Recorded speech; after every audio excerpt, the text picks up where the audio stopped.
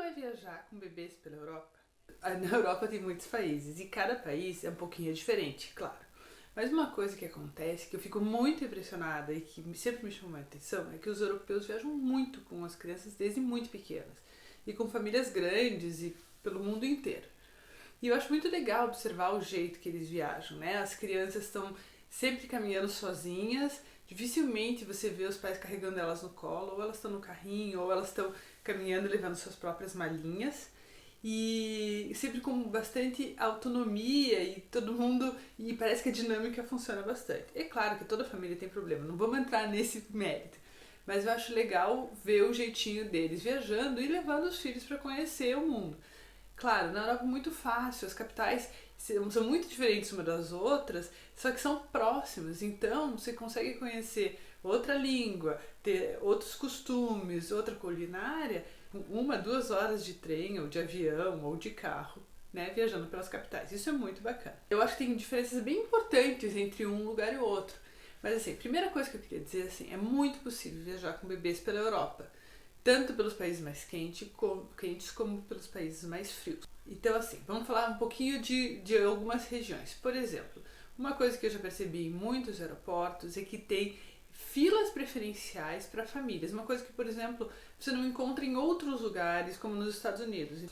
Muitas vezes os próprios policiais ou as pessoas que estão ali organizando as filas de imigração, as filas do raio-x, puxam quem tem família e dizem, olha, você pode ir por essa fila, que são filas, além de preferenciais, especializadas em crianças, né? Especializadas no tempo que leva para uma família se locomover dentro do aeroporto, por exemplo. Nos aeroportos geralmente também tem banheiros para famílias separados, né? Alguns com mais decoração, com papel de parede, com pia pequena, e outros mais simples, mas que também funcionam.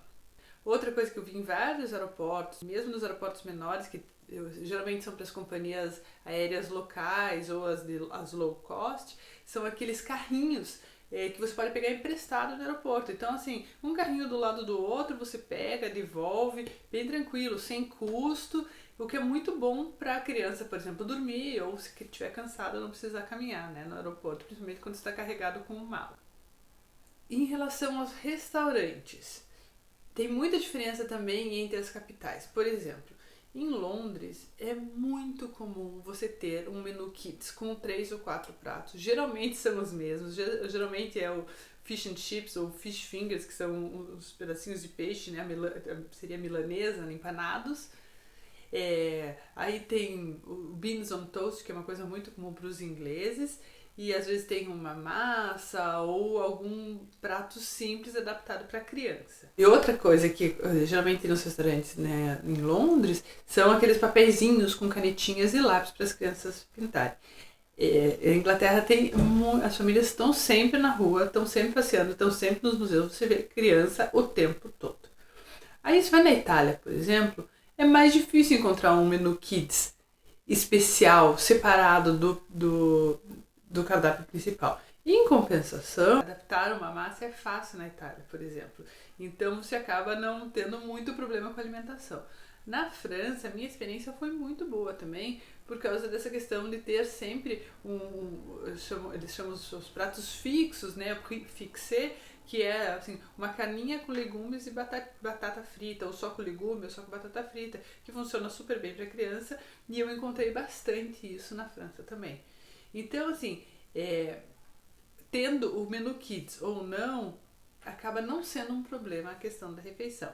O que eu acho mais complicado, que meus filhos nunca gostaram muito, são desse tipo sanduíches e coisas, uma baguete, uma coisa assim.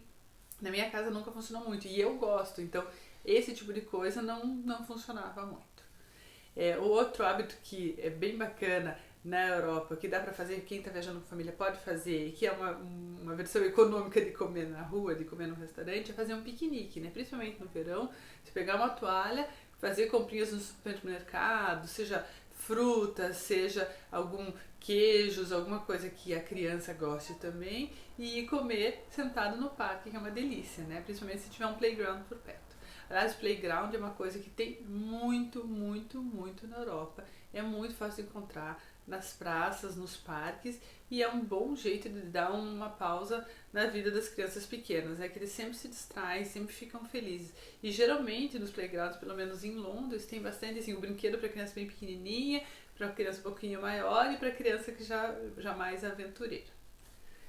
Os carrinhos. O carrinho é sempre uma coisa polêmica quando a gente coloca post ou foto no Instagram, porque tem muita gente que fala, é horrível andar de carrinho em Portugal, por exemplo, ou é horrível andar de carrinho em Londres. E daí tem outras pessoas que falam, nossa, o carrinho me salvou, eu amei andar de carrinho em Lisboa ou em Londres. O que acontece? É uma questão muito pessoal. Eu posso defender até o fim, dizer que pra mim funcionou muito bem em Londres carrinho, porque funcionou mesmo. Mas entendo quando alguém fala que tem escadarias enormes, que é difícil levar o carrinho, e que às vezes é difícil encontrar onde tem elevador, porque tem elevador na estação, mas às vezes o elevador fica num lugar ruim, ou enfim, tá longe de onde você precisa fazer a baldeação, a troca de metrôs, e a ideia é complicada. Então, assim, mesmo em Lisboa, que tem muita ladeira, e muita gente fala, nossa, é horrível, muito melhor ter, por exemplo, um sling. E tem gente que gosta de ir com o carrinho e se vira bem com o carrinho também. Em Paris, por exemplo, foi super bacana ter o carrinho, porque o que a gente fazia? Colocava as crianças do carrinho e saía caminhando pela cidade, passeando pelos principais pontos turísticos, na beira do Sena, curtindo Paris, aproveitando, e as crianças não cansavam porque elas estavam no carrinho. Então, funcionava. E na hora do soninho da tarde, elas dormiam no carrinho também. Então, pra mim, eu sempre fui muito defensora do carrinho, mas entendo que não é pra todo mundo que funciona. Tem gente que não gosta, tem gente que gosta. Mas é uma possibilidade, né? Tem que sempre pensar que quem mora na cidade usa o carrinho para se movimentar, com o transporte público mesmo, e dá tudo certo. Então é uma, digamos, uma opção, é uma possibilidade. E, bom, na Alemanha também a gente foi, esse ano foi no inverno, muitas famílias fazendo turismo no inverno mesmo com frio. A grande vantagem é que todos os lugares, hotéis, restaurantes, lojas, tudo que é fechado está sempre numa temperatura extremamente agradável, muito gostosa, nem quente demais, né? E nunca você passa frio dentro de um lugar na Europa. E na rua, o que eu via bastante as famílias fazendo é proteger o carrinho com aquelas capas plásticas e saíam passeando e saíam fazendo turismo.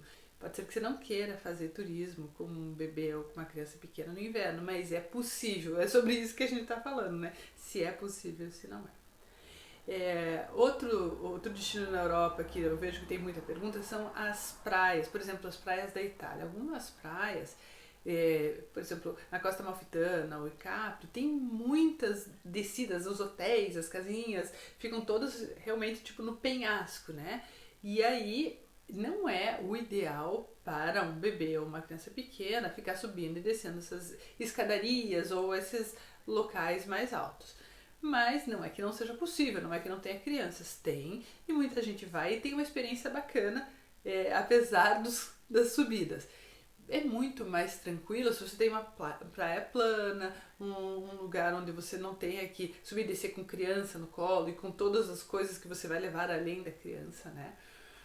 Mas acontece, tem. A gente fez passeios de barco na Sardenha, a gente tava com uma criança de 3 anos, funcionou super bem. A gente fez questão de pegar um barco que tinha proteção, que tinha sombra, né? Que eu acho que é sempre um cuidado que se precisa ter. Eu, na verdade, gostaria de ir num barco com sombra, mesmo sem criança pequena, né? Sem bebês.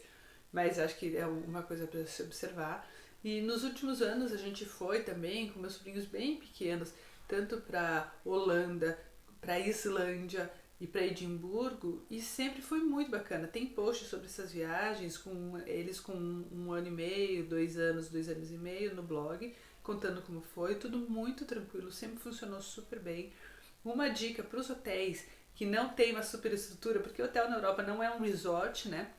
Os quartos são pequenos, nem sempre tem né, aquele esquema dos hotéis americanos, por exemplo, que são as 2 camas duplas, é levar uma barraquinha pro bebê, que ela vira um pacotinho desse tamanho, e aí quando você abre, ela é fácil de montar, vira uma barraquinha, e essa barraquinha você pode usar tanto tanto no hotel, como às vezes para descansar em algum lugar, como dentro de um barco ou num motorhome, né? Então é super prático, eu recomendo, facilita bastante numa viagem. Gente, dá pra ficar falando de viagem com bebês assim o resto da vida. Tem bastante posts no blog de como se locomover, dos hotéis, dessas questões de roteiro mesmo de países na Europa. E não esqueçam que tem o livro Como Viajar com Seus Filhos Sem Enlouquecer. O link tá na descrição. E eu espero que vocês façam ótimas viagens e contem pra gente quais são as dicas que vocês têm para essas viagens com bebês na Europa.